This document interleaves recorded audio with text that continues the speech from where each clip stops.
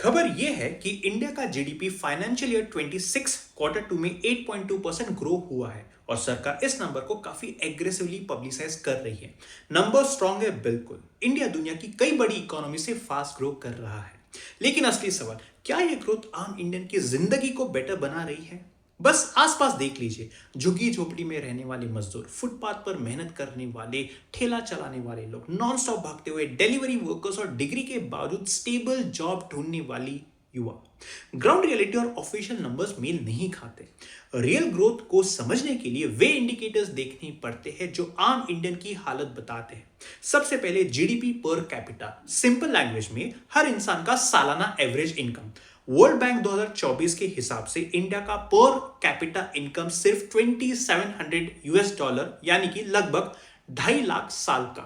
Compare कीजिए develop country से, Norway $80,000, Denmark $68,000। इनका इकोनॉमी साइज छोटा है पर सिटीजन्स की इनकम और लिविंग स्टैंडर्ड्स हमसे कई गुना अच्छी है, इसलिए हर कोई इंडियन वहीं पे भागता है।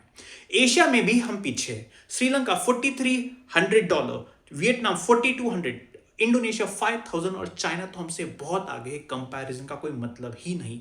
अब इनइक्वालिटी देखिए, वर्ल्ड इनइक्वालिटी रिपोर्ट 2024 के मुताबिक टॉप 1% के पास 40% वेल्थ है और बॉटम 50% के पास सिर्फ 6%। यानी कि इंडिया के ग्रोथ के पीछे बस टॉप 5 to 10% लोगों को अधिक फायदा हो रहा है। एम्प्लॉयमेंट सिचुएशन भी काफी कमजोर है। इंटरनेशनल लेबर ऑर्गेनाइजेशन के अनुसार 75% to 80% इंडियंस इनफॉर्मल सेक्टर में है। Unstable income, zero social security, यानी कि एक बीमारी सारी सेविंग्स खत्म कर देती है।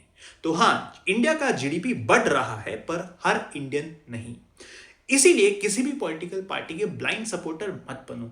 लॉयल्टी इंडिया को होनी चाहिए। असली growth education, health care, technology, infrastructure, innovation और आरएनडी से आएगी, ना कि रिलीजन बेस्ड पॉलिटिक्स और वोट बैंक गेम्स से। चाहे कोई भी सरकार हो, उनसे सवाल पूछना सीखो। देश का पैसा हम देते हैं तो जवाब भी हमें ही मिलना चाहिए। तो समझदार बनो, गुलाम नहीं।